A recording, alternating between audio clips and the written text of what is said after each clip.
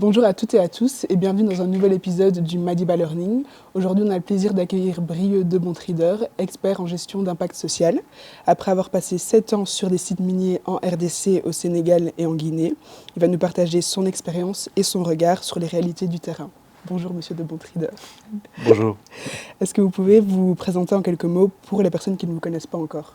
Oui, bien sûr. Alors en quelques mots, parce que bon, j'ai différentes casquettes, donc je vais essayer d'être assez bref. J'ai étudié, donc je suis bruxellois à la base, j'ai étudié la communication à l'IEX. J'ai fait un master en animation socioculturelle et éducation permanente. Durant mon master, j'ai beaucoup étudié notamment l'histoire coloniale de la Belgique, et je me suis intéressé du fait de mon histoire familiale aussi. Ma maman est née au Congo, à l'Afrique centrale, donc j'étais très intéressé de travailler dans le domaine de la coopération internationale et en lien avec l'Afrique. Et donc, suite à mon master, j'ai commencé à chercher des opportunités d'emploi, et j'ai pu faire un stage pour une boîte de consultance belge qui faisait de l'évaluation, du suivi-évaluation de projets de coopération au développement et de construction de la paix, notamment dans la région des Grands Lacs en Afrique. Ils m'ont proposé de faire un stage dans leur bureau au Burundi. Pour faire notamment de la communication, pour essayer de vulgariser un petit peu leur rapport, qui était des condensés de 200 pages d'informations, de recherche sur des enjeux assez critiques, mais qui n'étaient pas rendus accessibles à un plus large public. Et donc voilà, moi j'étais engagé pour essayer de vulgariser ça. Et assez rapidement dans le stage, ils m'ont dit, ben voilà, on a un projet minier sur lequel on travaille au Congo, en République démocratique du Congo. Il s'agit en fait d'appliquer les normes de performance internationales en matière de gestion des impacts sur les populations locales, en particulier en ce qui concerne l'acquisition des terres et le déplacement des populations dans le respect de leurs droits.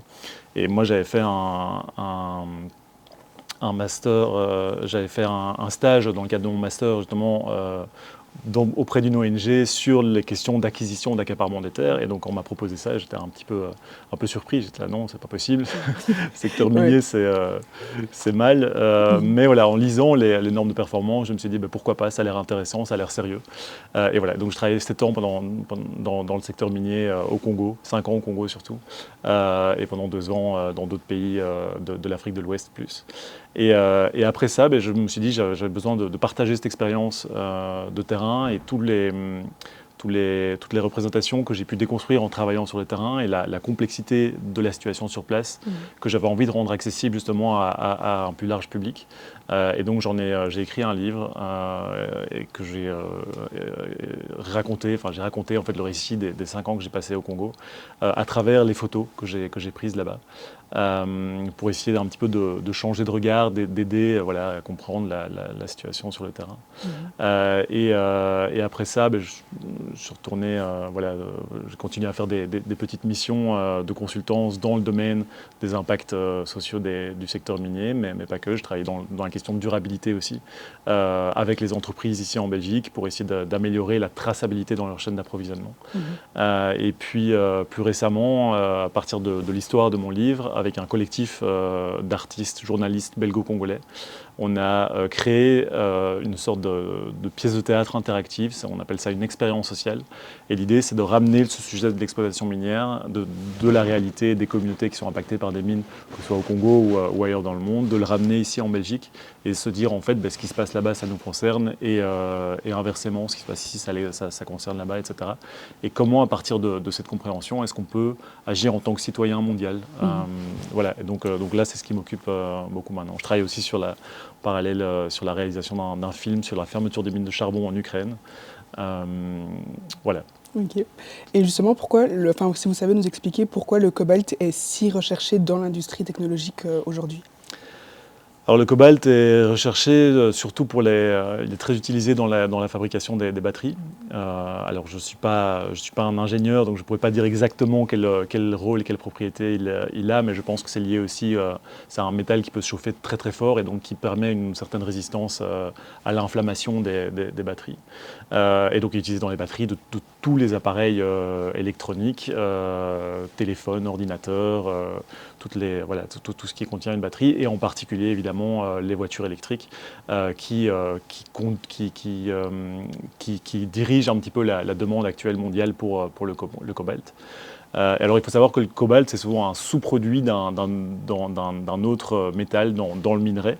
Et donc là, en l'occurrence, au Congo, il s'agit d'un sous-produit du cuivre. Donc c'est-à-dire qu'on va exploiter le minerai de cuivre et on va retirer le minerai de cuivre. On va aussi pouvoir commencer à exploiter le minerai de cobalt. Et donc souvent les minerais sont liés. Et voilà. Et donc là, j'ai appelé mon livre République démocratique du cobalt parce qu'on parle beaucoup de cobalt dernièrement. Ok. Mais il faut savoir que voilà, on utilise beaucoup de tous les métaux du tableau de Mendeleïev, quoi. Et dans votre ouvrage République démocratique du cobalt, vous décrivez la réinstallation d'un village pour l'expansion d'une mine. Quels sont les principaux défis humains et culturels que vous avez observés lors de ces déplacements? Alors ils sont nombreux, déjà ça dépend pour qui. Ouais, évidemment les défis humains et culturels pour les populations affectées sont énormes. Imaginez qu'on arrive chez vous, généralement les gens ils repèrent qu'il y a du mouvement dans leur région, qu'il y a des véhicules qui viennent, enfin l'entreprise qui est de plus en plus présente, qui fait de l'exploration, et puis on sait que, en l'occurrence au Congo, il y a beaucoup d'exploitation minière, et ça fait depuis des siècles et des siècles, et même avant la colonisation, qu'on exploite les minerais. Donc il y a cette conscience qu'il y a de la richesse dans le sous-sol.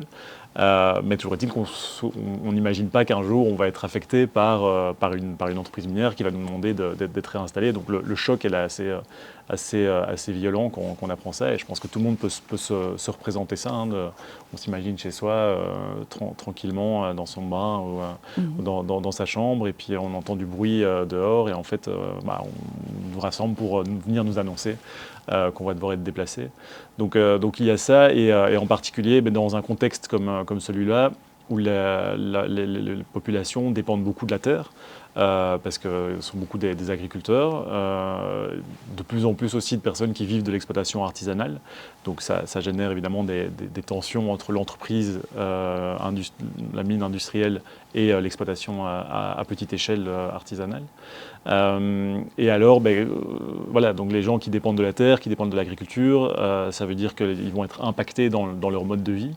On parle de moyens de subsistance qui sont impactés, et l'objectif dans des processus de réinstallation, c'est de veiller à ce qu'on puisse restaurer ou améliorer le mode de vie, le moyen de subsistance des populations affectées. Et donc si vous perdez votre terre, que la mine doit s'étendre et doit acquérir 1 hectare, 2 hectares, 10 hectares de terre, il faut s'assurer que la personne, l'agriculteur, puisse retrouver la même terre, de la même qualité de sol, de la même superficie, à un autre endroit, et si possible à la même distance par rapport à son domicile. Ce qui est pas toujours le cas, parce qu'on est dans des situations où justement il y a un accès à la terre qui est rendu de plus en plus difficile du fait de la présence de l'exploitation minière, et de toutes les infrastructures et le développement économique que ça génère. Donc ça, c'est une deuxième chose. Donc c'est le choc, le bouleversement psychologique que ça cause, de devoir être déménagé à un autre endroit, on ne sait pas où. Il y a la question économique, socio-économique, donc la dépendance des moyens de subsistance, la question de la cohésion sociale, une cohésion sociale qui peut être complètement perturbée, parce que les compensations pour les biens affectés va amener beaucoup d'argent dans la communauté, et ou une certaine somme d'argent en un coup, ce qui va créer parfois des tensions, des jalousies, des personnes qui vont vouloir tout dépenser d'un coup, d'autres qui vont mieux le gérer, donc ça peut bouleverser un petit peu cette dynamique sociale. Il y a la question des savoirs et des croyances culturelles, et des sites culturels, et notamment des sites sacrés. Donc par exemple, il y a parfois des tombes qui se trouvent quelque part dans le village, et qui doivent être impactées aussi. Et donc c'est toute la relation à la terre de la communauté qui est affectée. Et est-ce qu'on doit parfois déplacer des tombes, ou est-ce qu'on accepte de souiller les tombes pour faire place à l'exploitation minière? Là au Congo, tout à fait dans les croyances locales, la colline dans une de mes images, il y a une photo d'une colline qui est vraiment rasée en deux. C'est une colline sacrée à la base qui abrite l'âme d'un ancien chef traditionnel. Et donc quand on découpe la colline, l'âme de la colline disparaît. Et donc c'est toute la croyance qui est liée à cette coutume qui disparaît, quoi. Comment réagit la population par rapport à ça, à la colline qui a été coupée Dans la majorité des cas, pas très bien. Et donc, c'est ça tout le travail. Et parfois, le travail, évidemment, qui est très difficile de devoir engager la discussion avec la communauté pour s'assurer qu'on puisse trouver des solutions. Déjà, transmettre les exigences de la communauté vis-à-vis de l'entreprise minière en disant, mais voilà, là, il y a ce site culturel qui est vraiment très important pour la communauté. Est-ce qu'il n'y a pas une solution pour essayer d'éviter de l'impacter ? Et ça, en premier lieu, c'est ce qu'il faut essayer de faire, c'est d'éviter le plus possible les impacts. Mais dans des contextes, et en particulier dans la région du sud du Congo, où on est sur de l'exploitation à ciel ouvert, c'est vraiment des empreintes qui sont colossales. En plus, on doit construire des infrastructures de transport, des routes, les usines, les infrastructures d'habitation, etc. Et tout ce qui se développe autour. Et donc, c'est parfois pas possible d'éviter les impacts. Et donc là, il faut essayer de trouver des mesures pour pouvoir, si possible, déplacer le plus possible le site culturel. Et puis, parfois, il faut le désacraliser et travailler avec les représentants religieux et traditionnels pour essayer de sacraliser un nouveau lieu. Donc voilà, il y a vraiment plein de niveaux auxquels les populations sont affectées. Et puis après, voilà, il y a les habitants, la population qui dépend aussi de plus en plus économiquement de la mine, parce qu'elle génère de l'emploi, elle génère un développement économique, parfois pas proportionnel, et souvent pas proportionnel aux impacts qu'elle génère. Donc c'est ça qui va définir la relation entre l'entreprise minière et la population locale. Et si l'entreprise minière n'est pas suffisamment à l'écoute, et ne prend pas suffisamment de mesures pour respecter la population locale, la population va se retourner contre la mine et la confiance va être rompue. Et une fois que la confiance est rompue, c'est très très difficile de la rétablir. Et ça fait qu'on travaille, on opère l'entreprise et les communautés vivent dans des situations de tension extrême qui peuvent générer amener des conflits, etc., quoi. Donc voilà, il y a beaucoup de niveaux. Et puis après, en tant que... Enfin, j'en parlerai après ça. Pendant ces 7 ans de travail, vous avez vu de près la réalité des creuseurs, parfois sans équipement ou dans des galeries instables. Comment décririez-vous concrètement les conditions de travail des creuseurs ? C'est une très bonne question, parce que c'est en effet, donc quand je travaillais au sein de l'entreprise minière, c'est très fréquent de voir au sein de la concession, parce que c'est des concessions qui sont octroyées aux entreprises minières, des creuseurs artisanaux, parfois assez jeunes. Et comme j'ai dit, il y a des tensions entre les deux. Et donc, selon le droit congolais, ils sont illégaux dans la concession, parce que c'est seule l'entreprise minière a le droit d'exploiter ces minerais. Or, les creuseurs, souvent, ça varie beaucoup, hein. Ça peut être soit des personnes de la communauté locale qui vivent depuis avant même l'arrivée de la mine de l'exploitation minière. Ça peut être des groupes de creuseurs nomades qui se déplacent d'un site minier à l'autre. Et donc ça va générer des dynamiques différentes. Les exploitants locaux qui s'estiment plus légitimes pour exploiter par rapport à des exploitants qui arrivent de l'extérieur. Donc il y a ça, et alors dans les conditions de travail, de nouveau ça dépend. Généralement quand ils vont dans une carrière, effectivement les conditions sont très difficiles. On creuse de manière manuelle, sans équipement de protection dans beaucoup de cas. Et puis c'est souvent les femmes qui se retrouvent dans les rivières ou dans le lac à devoir laver les minerais sans protection, donc avec la peau qui rentre directement en contact avec ces minerais qui contiennent des matières toxiques. Donc il y a des conditions de travail qui sont assez difficiles. Et puis après, dans le cadre de l'entreprise minière, de l'exploitation industrielle, vous avez parfois des groupes de creuseurs par centaines qui envahissent les carrières des industries, les carrières industrielles, pour pouvoir ramasser ce qui a été le minerai qui a été un petit peu concassé grâce aux explosifs, au blasting, mais aussi grâce aux machines qui commencent à ramasser un petit peu. Et donc vous avez en un coup des centaines de creuseurs qui viennent avec leur sac et qui ramassent vite, ce qui leur épargne aussi le fait de devoir aller dans les galeries chercher eux-mêmes le minerai. Mais voilà, donc de manière générale, les risques sont très importants, les conditions de travail sont très importantes. Et il y a de plus en plus d'organisations qui travaillent là-dessus, qui essaient de formaliser aussi le secteur artisanal, parce que c'est un mode de vie, c'est des millions de personnes, une dizaine de millions de personnes, voire plus, qui travaillent, qui dépendent de l'exploitation minière artisanale à travers le monde. Et donc c'est très important de reconnaître ça comme mode de vie. Et moi, c'est quelque chose qui m'a beaucoup intéressé quand je travaillais là-bas, et quand je voyais des représentations dans les médias sur l'exploitation minière artisanale. Je voyais comme un décalage, parce que je voyais qu'on partageait des représentations qui étaient souvent très négatives, très victimisantes vis-à-vis des creuseurs, mais on ne cherchait pas à comprendre quel est leur mode de vie, qu'est-ce qui les amène là à la base. Et ce qui peut, quand on perpétue des représentations stéréotypées, en fait on va générer des solutions qui ne sont pas appropriées. Et on ne va pas être à l'écoute des personnes qui comprennent vraiment la situation dans toute sa complexité sur place, et qui connaissent, qui savent ce qu'il faut faire. Et ce qui amène les creuseurs à prendre des risques pour leur vie, c'est le besoin d'avoir un revenu.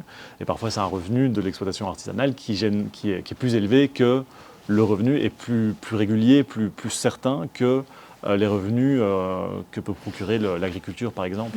Donc voilà, c'est important de comprendre ça, que c'est une dynamique économique, et qu'en fait ça attire beaucoup ça génère beaucoup de flux migratoires dans les régions, d'une région à l'autre, notamment là dans la région du Kasaï. Il y a beaucoup de jeunes qui viennent dans la région de l'ancienne région du Katanga, qui était divisée en Lualaba au Katanga, et qui pour pouvoir exploiter.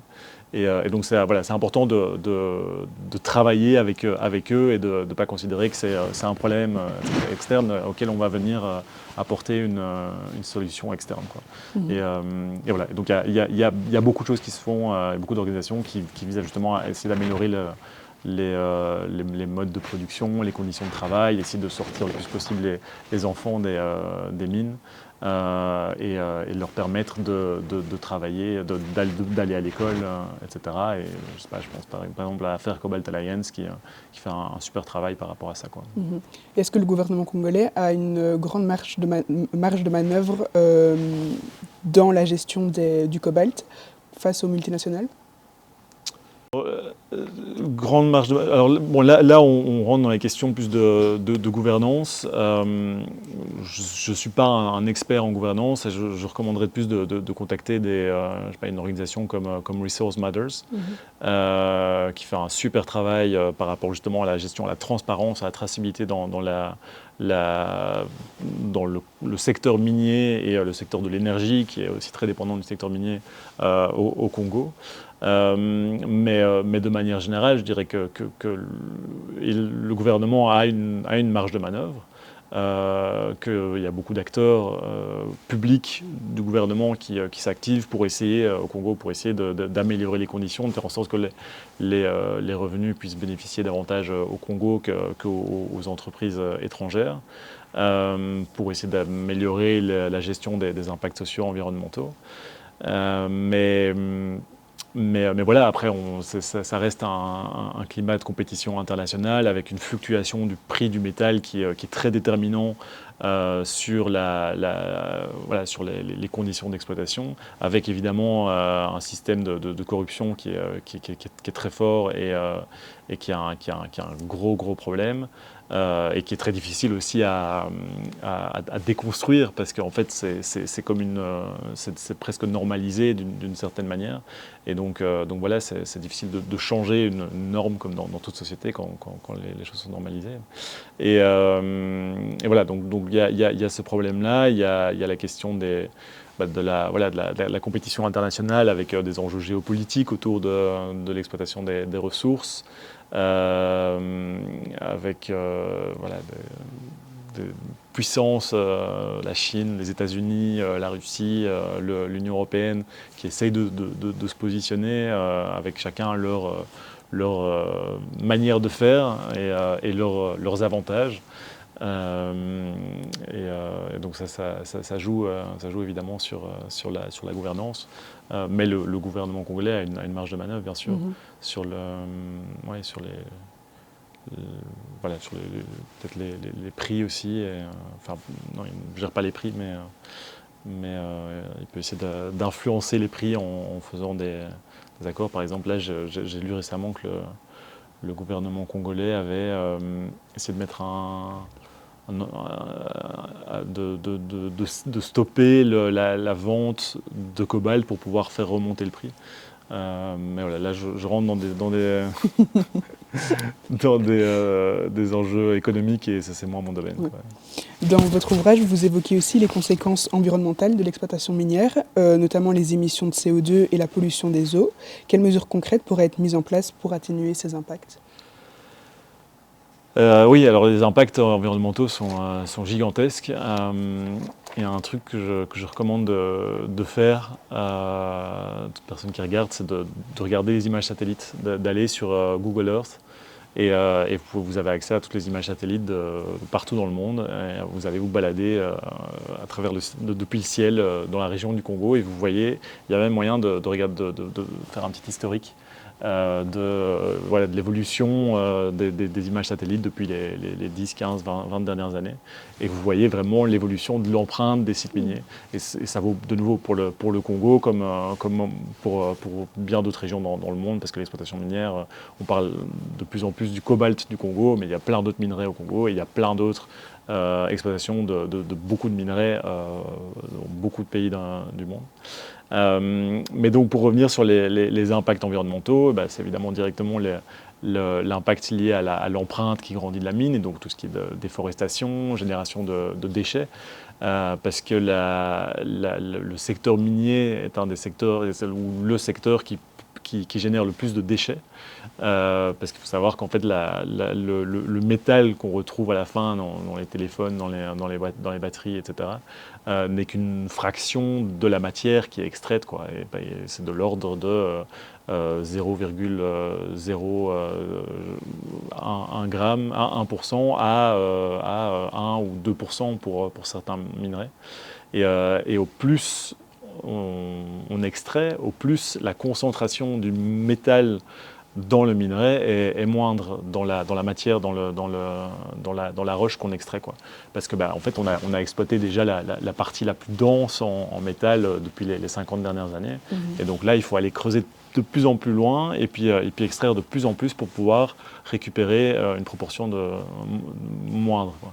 Et donc ça, évidemment, ça génère une empreinte de plus en plus importante, mais aussi beaucoup de déchets.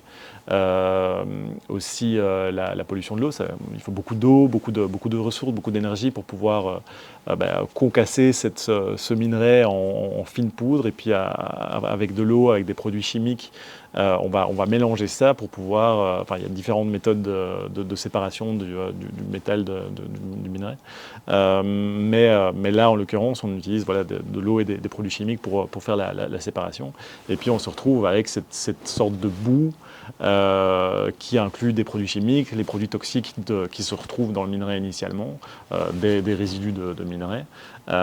Et ça, dans beaucoup de sites, et je n'ai pas les chiffres, mais on déverse ça, et par le passé, on déversait ça directement dans la nature.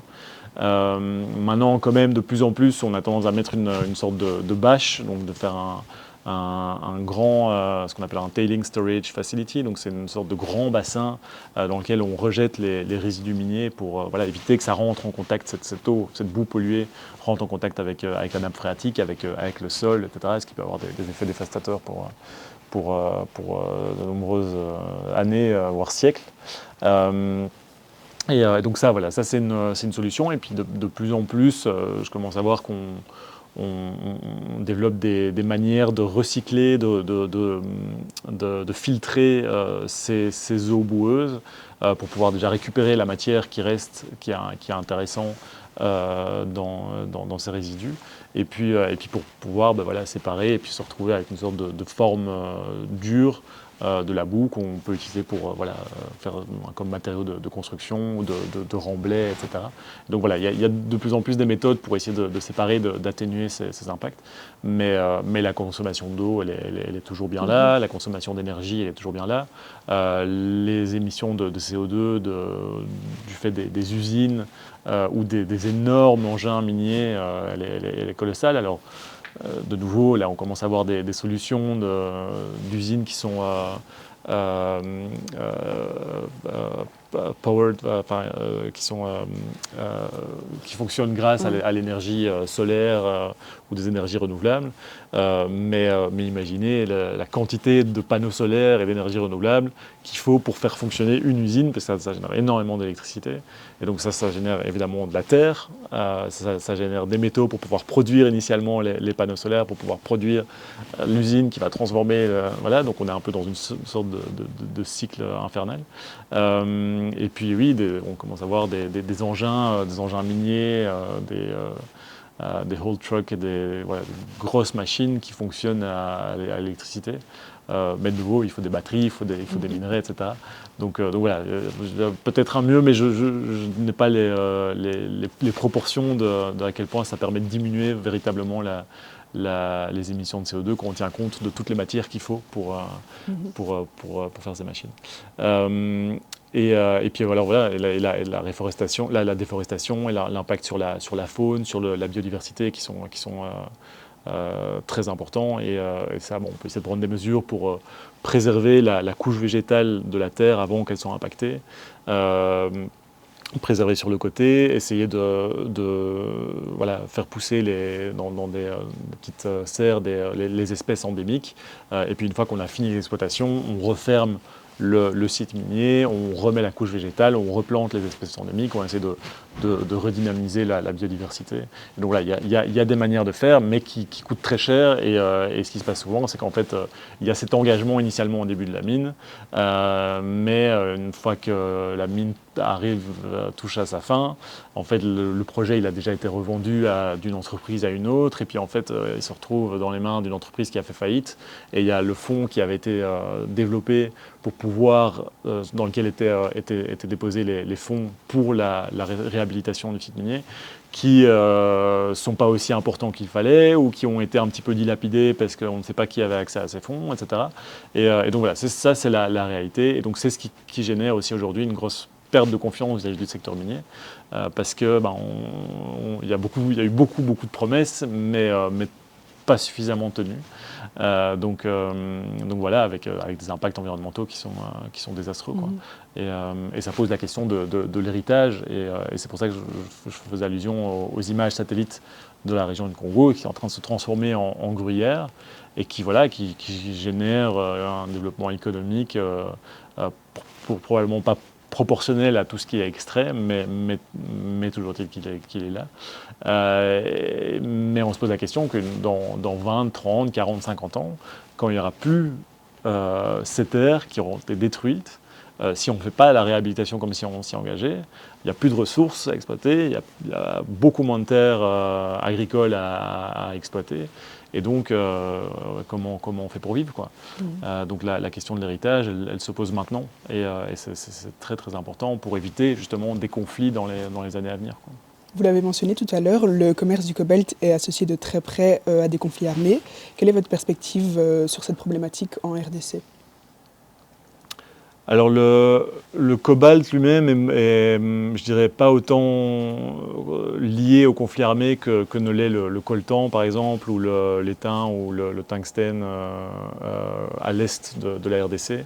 Où là on est vraiment dans une situation avec voilà, des conflits d'une grande complexité, avec nombreux groupes avec des intérêts divergents, avec évidemment la situation avec le Rwanda, avec le Congo, avec le M23, etc. Donc on est dans une zone d'insécurité profonde.